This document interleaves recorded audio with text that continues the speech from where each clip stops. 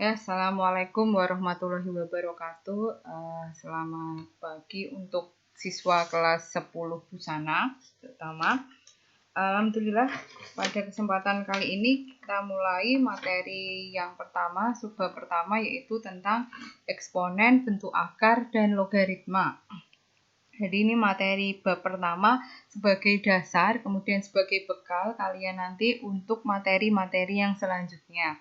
Nah, pada materi ini ada 3 sub yang nanti akan kita bahas, yaitu tentang eksponen. Eksponen itu adalah bilangan berpangkat, kemudian ada bentuk akar, dan ada logaritma. Nah, 2 dari 3 ini itu sudah kalian dapat di tingkat SMP. Jadi SMP sebetulnya sudah mempelajari, nah untuk pendalamannya itu di level SMK. Oke, sebelum kita mulai tentang materinya, yang pertama yang perlu kita ketahui adalah kompetensi dasarnya. Nah, kompetensi dasar sendiri itu kalau pada kurikulum 2013 itu dibagi menjadi 2, yaitu kompetensi pengetahuan dan kompetensi keterampilan. Pasti kalian juga sudah tahu adanya kompetensi pengetahuan dan kompetensi keterampilan. Nah, di kompetensi pengetahuan ditandai dengan angka 3, yang depannya 3 itu adalah pengetahuan. Nah, 3.1 itu berupa menerapkan konsep bilangan berpangkat, bentuk akar, dan logaritma dalam menyelesaikan masalah. Jadi nanti dalam permasalahan. Kemudian, di konsep keterampilan atau 4.1 itu tentang menyajikan penyelesaian masalah, bilangan berpangkat, bentuk akar, dan logaritma. Nah, untuk ini peta konsepnya yang akan kita pelajari di sini ada bilangan berpangkat. Ini adalah rumus sederhananya. Jadi bilangan berpangkat itu berkunci dari ini A pangkat N yang dijabarkan menjadi A yang dikalikan sebanyak N kali. Kemudian tentu saja bentuk akar, mendengar kata akarnya berarti kita akan bermain dengan akar. Nah, ini logaritma nanti sesuatu yang baru. Jadi dari 3 ini yang akan terasa sukar itu adalah logaritma. Tapi insya Allah karena sukarnya itu hanya karena ini menjadi permasalahan yang pertama. Insya Allah nanti tidak akan terlalu susah.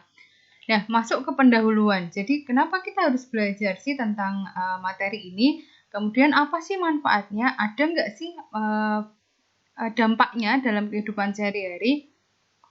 Sebetulnya ilmu matematika, nanti bisa kalian baca, ilmu matematika itu saling berhubungan antara satu sama lainnya.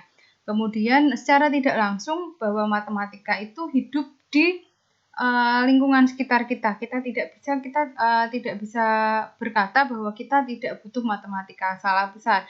Justru ilmu matematika lah yang ikut berkesinambungan dalam kehidupan kita sehari-hari.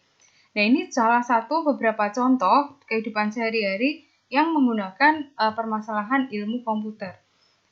Berdasarkan kehidupan sehari-hari. Yang pertama ada ilmu komputer. Nah, pada komputer sendiri, ini kalau kalian pelajari sebetulnya, karena komputer itu kan dasarnya yang membuat manusia. Nah, bekal manusia membuat itu adalah dari ilmu matematika. Jadi kode-kode dalam ilmu komputer, kemudian pemecahan rumus-rumus dalam komputer itu tentu saja menggunakan rumus matematika.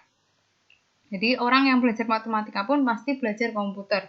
Karena cikal bakal komputer adalah matematika. Nah, di sini dalam pembuatan sistem biner itu memanfaatkan bilangan berpangkat. Nah, nanti akan menjadi dasar pembuatan IP address. Kalau kalian tahu IP address itu salah satu pemanfaatan dari bilangan berpangkat. Yang kedua ada pada bidang biologi atau mikroorganisme. Jadi kalau orang mempelajari mikroorganisme di sini sebagai contoh adalah bakteri.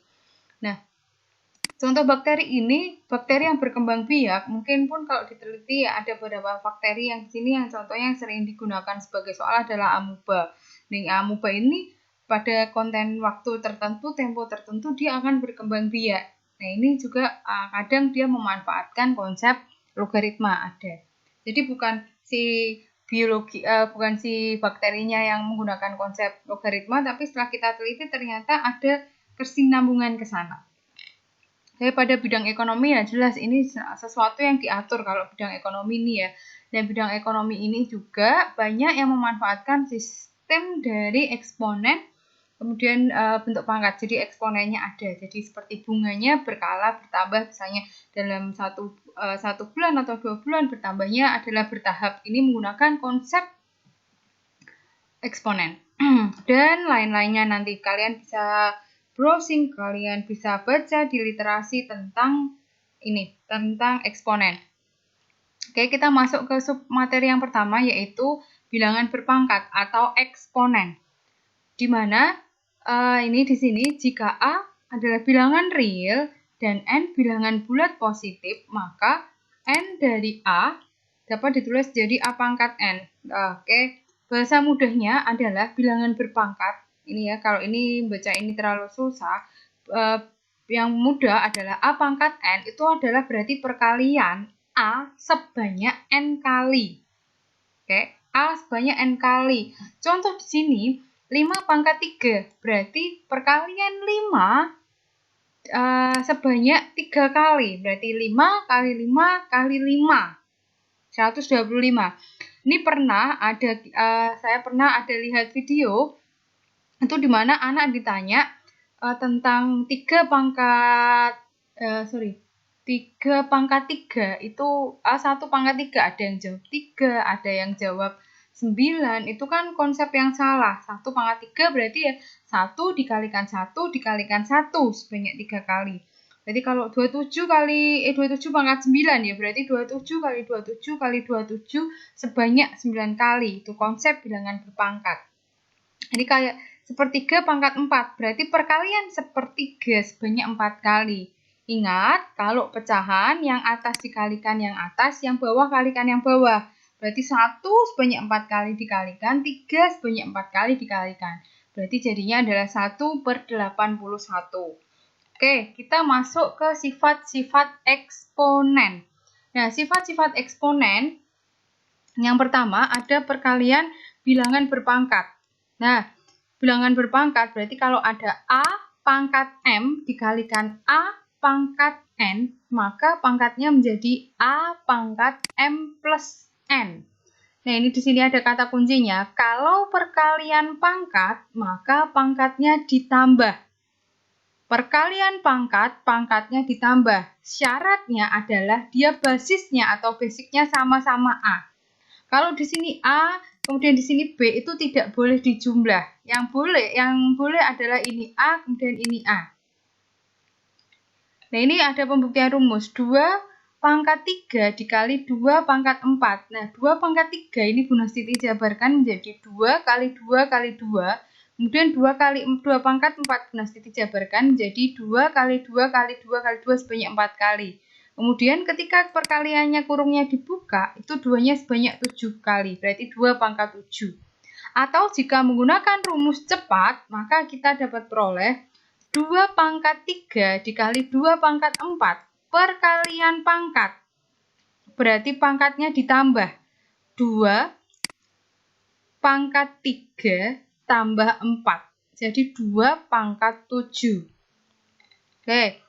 Sederhanakanlah contohnya, bentuk pangkat berikut. 5 pangkat 2 kali 5 pangkat 5. Berarti perkalian pangkat, pangkatnya dijumlah. 5 pangkat 2 tambah 5. Berarti 5 pangkat 7. 1/2 pangkat 5 kali 1/2 pangkat 6. Perkalian pangkat, pangkatnya ditambah. 1/2 pangkat 5 tambah 6. Jadi 1/2 pangkat 11. Untuk yang C, E pangkat 5, 2 pangkat 3, 3 pangkat 2. Dikali E, 2 pangkat 4, 3 pangkat 4. Nah, kalau ini jangan sampai ada yang menjawab ini ya yang dilarang. Bentar. Yang dilarang itu jika ini dijumlah semuanya salah. Yang betul adalah seperti ini. E ketemu sama E. Berarti E pangkat 5 dikalikan E pangkat 1. Kalau hanya E saja di sini ya, tadi sudah ada keterangan bahwa A pangkat 1 sama dengan A. Berarti kalau ada A atau E atau yang di atasnya tidak ada pangkat, berarti yang tidak tertulis dia adalah pangkat 1. Yang 2 dengan yang 2. 2 pangkat 3 dengan 2 pangkat 4. Kemudian 3 dengan 3. Ini harus dikelompokkan yang sama. Kalau tidak boleh. Kemudian perkalian pangkat, pangkatnya ditambah. 5 tambah 1, 6. 3 tambah 4, 7. 2 tambah 4, 6. Itu kalau perkalian pangkat. Nah, kalau pembagian bilangan berpangkat. Kalau perkalian tadi pangkatnya dijumlah, kalau pembagian pangkat, pangkatnya dikurang. Kuncinya di sini kalian bisa lihat. Perkalian pangkat, pangkatnya ditambah, pembagian pangkat, pangkatnya dikurang. Nih ya, pengurangan dalam pembagian bisa dilakukan pada bilangan pokok yang sama, konsepnya sama kayak tadi. Yang bisa dikurang kalau basicnya sama. Ini ada pembuktian rumusnya. Jika 4 bagi 7, 4 pangkat 7 dibagi 4 pangkat 3. Kita jabarkan 4 pangkat 7, ini yang bawah 4 pangkat 3. Kita coret-coret, ketemu tinggal 4 kali 4 kali 4 kali 4. Jadinya adalah 4 pangkat 4. Nah, nih. Atau menggunakan rumus 4 pangkat 7 dibagi 4 pangkat 3. Berarti pembagian pangkat, pangkatnya dikurang. 7 kurangi 3, hasilnya adalah 4. Sebagai contoh, 1/6 pangkat 13 dibagi 1/6 pangkat 6. Berarti pangkatnya dikurangi. Yang dikurangi pangkatnya. 13 kurangi 6. Berarti 7. 1/6 pangkat 7.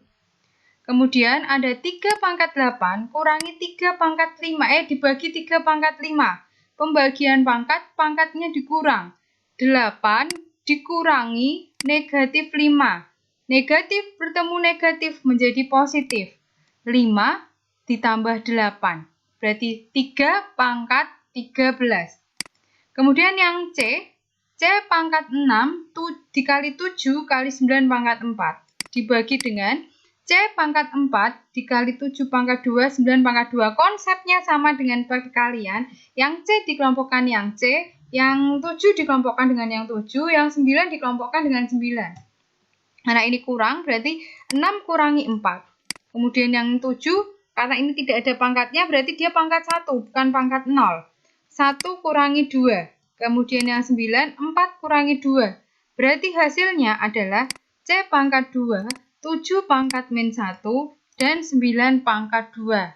Nah, hari ini kita cukup belajar mengenai konsep bilangan berpangkat, kemudian sifatnya ada 2 yang kita pelajari, yaitu perkalian pangkat dan pembagian pangkat. Nah, silahkan dari yang diterangkan Bu Nasiti ini modulnya bisa dicetak atau ditulis di catatan. Oke, sekian dari Bu Nasiti. Wassalamualaikum warahmatullahi wabarakatuh.